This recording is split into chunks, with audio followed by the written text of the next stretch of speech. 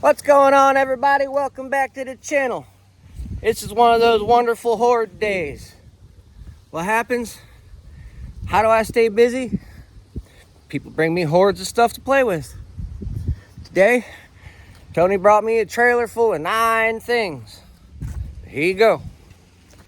We've already emptied out his truck. This is all the stuff left in the trailer.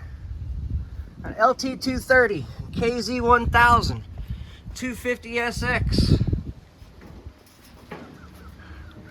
Z50, ZX6R, Chinese quad,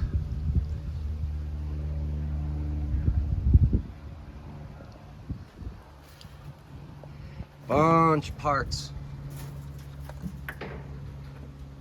bunch of parts. We're putting all this stuff together, selling off the excess. Box of KZ1000 parts, ZX6R parts, LT230 spin, 50 parts, gas tanks, more parts. Yep.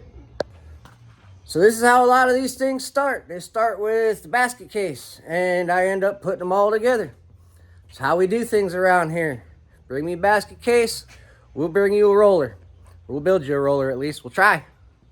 Some of the other stuff, well, just sell it off as parts and call it a day.